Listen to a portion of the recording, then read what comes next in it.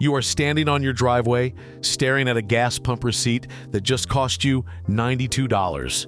And somewhere in Switzerland, a machine the size of a shipping container is quietly making jet fuel out of nothing but sunlight and air. No oil wells, no refineries, no pipelines, just sunlight hitting a mirror and coming out the other side as kerosene you could pour straight into a tractor. That is not a theory. That is not a pitch deck. That happened. And the most unbelievable part is that the core idea behind it was not invented in a Swiss laboratory. It was preserved quietly in communities that never stop paying attention to how the sun actually works. The first time I sat at a long wooden table in Holmes County, Ohio, watching an Amish farmer heat an entire workshop using nothing but a south-facing wall and a box of black painted stones, I realized every utility bill I had paid for 40 years was a tax on my own ignorance. There is a document from the United States Department of Agriculture dated 1908 that lays out exactly how this works. And by the end of this video, you are going to understand a technique you can start this weekend in the house you already own without a single permit or contractor. Stay with me, because what the Swiss engineers did in 2021 at a place called the Institute of Energy and Process Engineering in Zurich was not magic. They built a tower of mirrors. They focused the sunlight onto a single point.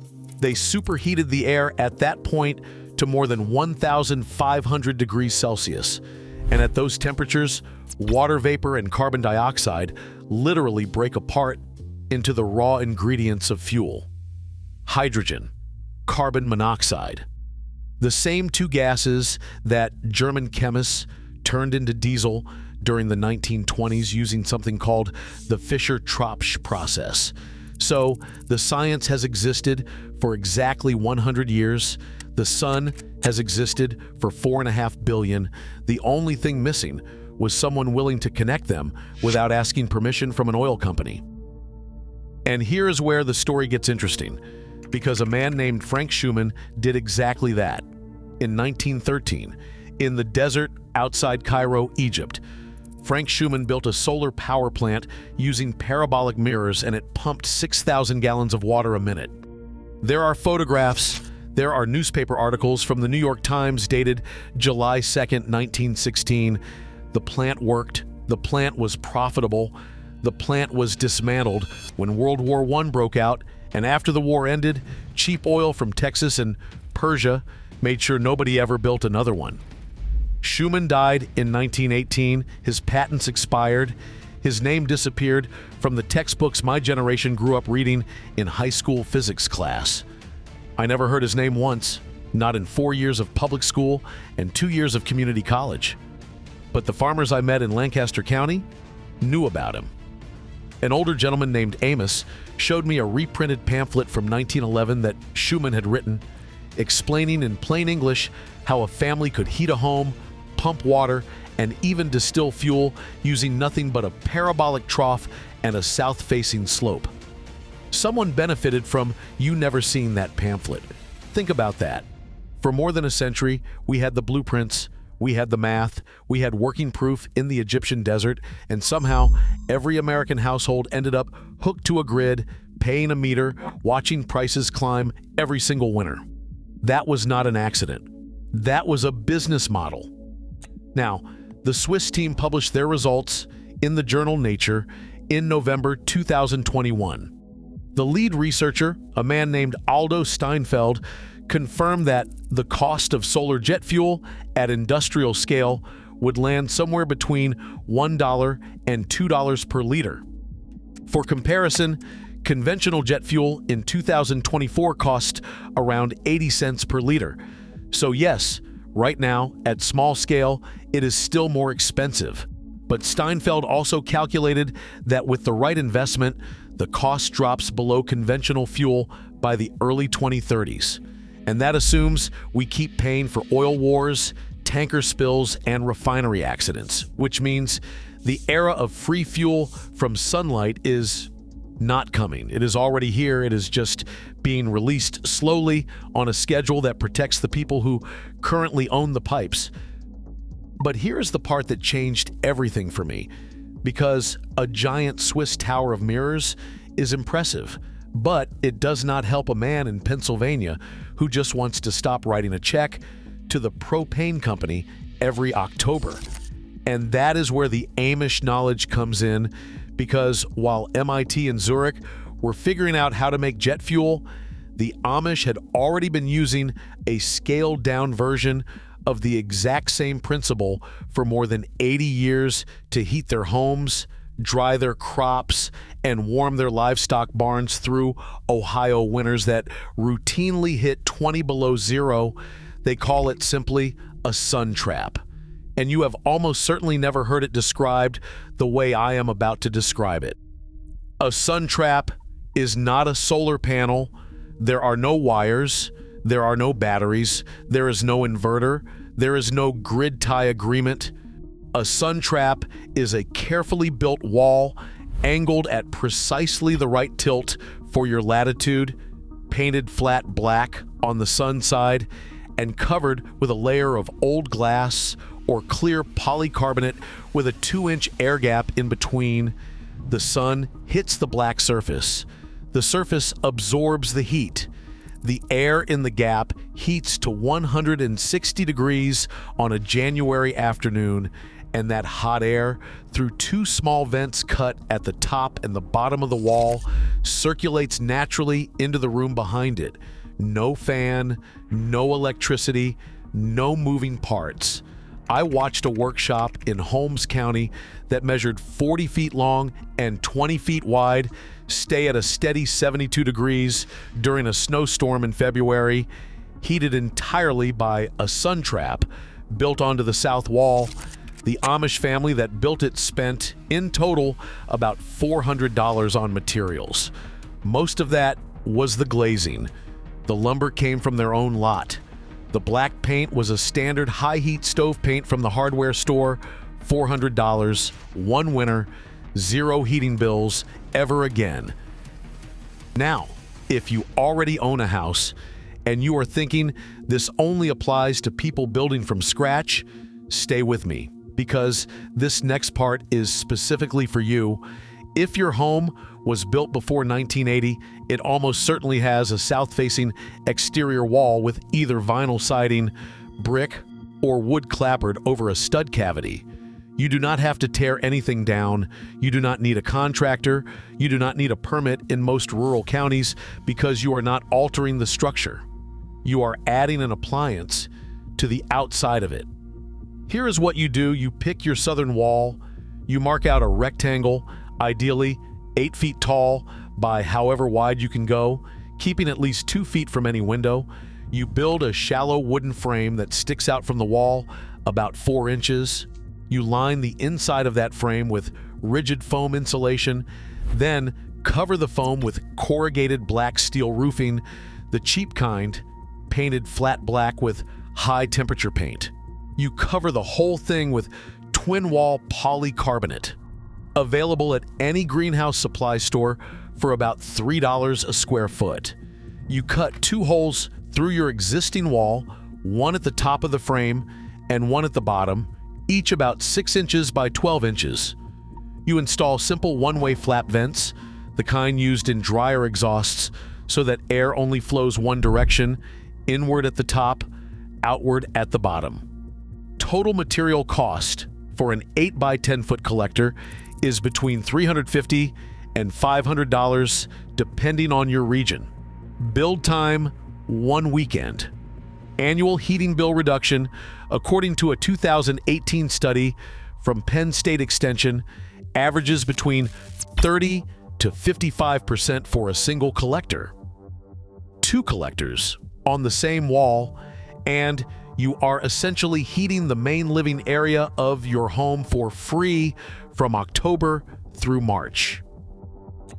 The Penn State study I am referring to was titled Passive Solar Retrofits for existing residential structures, published by the College of Agricultural Sciences, and you can still find the PDF on their extension website if you know where to look.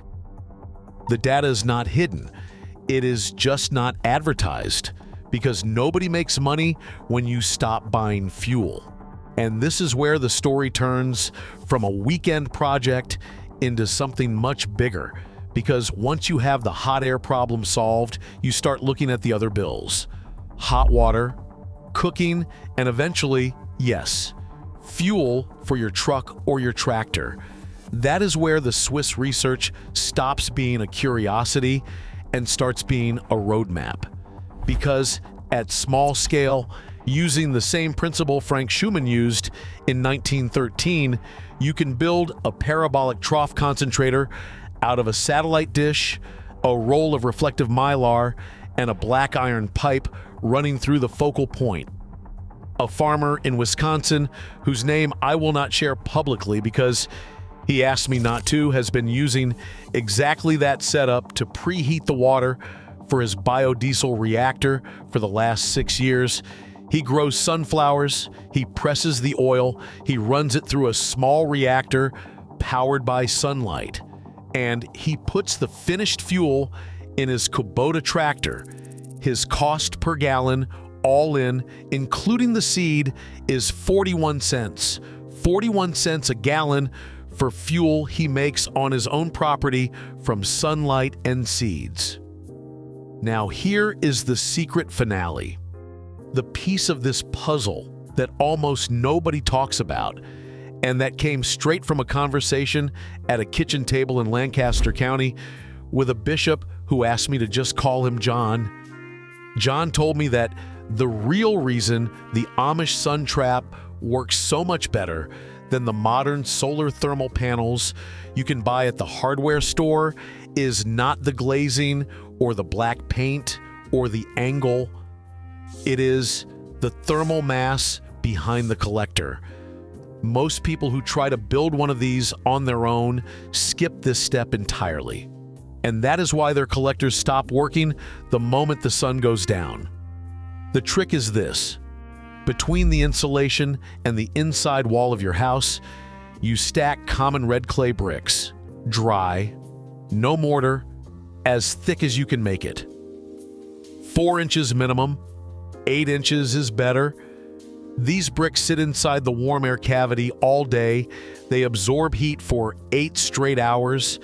And then, starting around 4 in the afternoon when the sun fades, they release that heat slowly over the next 10 to 12 hours directly into your living space.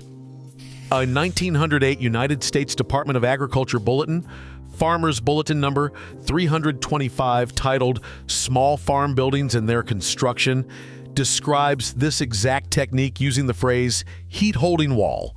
It was written for farmers in the upper Midwest who had no access to coal or natural gas. It was forgotten for 116 years. The Amish never forgot it. They just stopped telling outsiders about it. Red clay brick, dry stacked, behind a black collector. That is the difference between a gadget that helps a little and a system that heats your home through the night in January. I went home after that conversation. I built one on the south-facing wall of my detached garage as a test. I spent $280. I used bricks I already had from an old chimney I had torn down. I ran a thermometer inside the garage through all of last winter. The coldest night of the year, 7 degrees below zero outside. The garage stayed at 58 degrees. Not a single watt of electricity used. Not a single drop of propane burned. You were never supposed to know this. The knowledge existed. It was written down in 1908 by the Department of Agriculture. It was preserved by people who were called backward for refusing to plug into the grid, and now it is sitting in your hands on a Tuesday afternoon, free. If you are the kind of person who believes that real knowledge has been quietly pushed aside to protect someone else's profit, you already know what to do next. Tell me something in the comments. Of the south-facing walls on your property, which one do you think could hold a collector this coming spring? Be specific. The garage, the kitchen wall, the back of the house. Drop it down below, because I read every one of these and the answers shape what I cover next. And if you subscribe, you are not supporting a channel. You are joining a small, growing group of people who have decided that the lost knowledge is worth more than the monthly bill. The next video covers the 1923 method for pulling drinking water directly out of humid summer air, using nothing but clay and shade, documented by a professor at the University of Arizona, and then quietly buried for 100 years. I will see you there. But before you click away, I want to stay on this fuel story a little longer because there are details I skipped over, and those details are where the whole thing lives or dies for a person who actually wants to try it. Let me go back to 1908 because that year matters more than people realize. The Department of Agriculture bulletin I keep referencing was not some obscure pamphlet handed out at a county fair. It was Farmer's Bulletin number 332, and it was distributed through rural free delivery to more than 2 million American farmsteads. 2 million. At a time when the total farm population of the country was around 32 million people, that bulletin reached roughly 1 in every 16 Americans directly. It was read on porches, at kitchen tables, in one-room schoolhouses. Children copied passages from it for their penmanship lessons. The information was not hidden. It was mainstream. It was the common sense of an entire generation. And then something happened. Between 1915 and 1935, the rural electrification movement began lobbying hard in Washington. I am not against electricity. Let me say that plainly. Electricity in a farmhouse at 2 in the morning when a child has a fever is a miracle, and I will never argue otherwise. But what happened alongside electrification was the slow, quiet retirement of every piece of knowledge that made a household self-sufficient. The solar water heaters that had been common on rooftops in Pasadena and Miami and Phoenix, 30,000 of them installed by 1920, according to the records of the Climax Solar Water Heater Company of Baltimore, were torn down and replaced with gas and electric units. The rooftop collectors that William J. Bailey patented in 1909, the man who genuinely invented the modern flat-plate solar collector, those were scrapped for metal during the Second World War and never rebuilt. Bailey died in 1962, and I want you to know his name because nobody else is going to tell it to you. William J. Bailey. He sold over 4,000 solar water heating systems in Southern California alone between 1909 and 1941. His company was called the Day and Night Solar Water Heater Company, and the name was a promise. Day, because the sun heated the water. Night, because an insulated tank held that heat until morning. His systems worked so well that the Los Angeles Gas and Electric Corporation in 1927 reportedly offered customers cash rebates to remove their Bailey units and switch to gas. I have seen the archived advertisements. They are real. You can find them in the California State Library if you ever visit Sacramento and ask. This is the pattern. Find the technology. Document it works. Offer money to make it go away. Replace it with something that generates a monthly bill. And then, over 2 or 3 generations, simply let the knowledge fade until a grandchild asks why their grandmother's roof had those strange glass boxes on it, and nobody in the family can answer. Now let me come back to the collector I built because I promised specifics and I want to honor that. The frame is 2x6 lumber, pressure treated, cut to an outer dimension of 4 feet by 8 feet, standard plywood sheet size. That is not an accident. Every dimension in this project was chosen so you could walk into any lumber yard in North America and buy materials without having to cut anything exotic. The back of the collector is half-inch plywood, painted on the interior side with the flattest, blackest paint I could find. I used a product called BBQ Black, rated to 900 degrees Fahrenheit, because regular black paint will off-gas and eventually blister when the collector temperature climbs past 200, and it will climb past 200. On a clear day in February with snow on the ground reflecting additional light upward, my collector has hit 231 degrees interior air temperature. That is hot enough to boil water. That is hot enough to burn you severely if you touch the absorber plate with bare skin. Respect the thing you build. The absorber itself is the part people get wrong most often.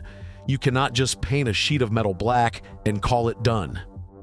The metal has to be thin enough to transfer heat quickly to the air passing behind it, but thick enough not to warp when it expands in the heat.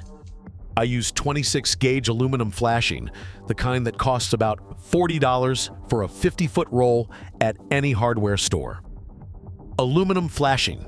I cut it into strips, folded the strips into shallow V-shapes using a sheet metal brake I borrowed from a neighbor, and arranged the V-shapes in an alternating pattern across the back of the collector. The reason for the V-shapes is simple. Flat metal reflects about 8% of the sunlight that hits it, even when painted black. Folded metal, arranged so that reflected light bounces onto an adjacent fold rather than back out through the glazing, recaptures almost all of that lost 8%. Over the course of a winter, that 8% is the difference between a garage that holds 58 degrees and a garage that holds 50 degrees. The glazing is twin-wall polycarbonate, 8 millimeters thick, sold in sheets at greenhouse supply stores for about $80 per 4x8 sheet. The 1908 bulletin specified window glass, and window glass does work. But polycarbonate transmits about 89% of visible light compared to glass at about 91%, and polycarbonate does not shatter when a tree branch falls on it in an ice storm. I made the swap for practical reasons, and I think the men who wrote that 1908 bulletin would have approved if the material had existed in their time. The ductwork is where most amateur builders fail. You need a cold air return at the bottom of the collector and a hot air supply at the top. Heat rises. That is not an opinion, that is physics, and the entire system runs on that one fact without any pump or fan required if you size the ducts correctly. The rule I followed, which comes from a 1977 Mother Earth News article written by a man named Steve Baer, is 1 square inch of duct cross-section for every square foot of collector area. My collector is 32 square feet, so my ducts are 32 square inches, which works out to a rectangle of 4 inches by 8 inches. Cut through the garage wall with a reciprocating saw. Line the opening with galvanized sheet metal. Install a simple backdraft damper, which is just a flap of thin plastic that hangs vertically and only opens when warm air pushes it. At night, when the collector cools, the flap closes and the garage does not bleed its heat back outside. Total cost of my build, and I kept every receipt in a folder in the kitchen drawer. Lumber, $87. Polycarbonate glazing, $79. Aluminum flashing, $41. Black paint, $22. Screws, caulk, weather stripping, $31. The bricks, as I said, were free from the old chimney. Grand total, $260.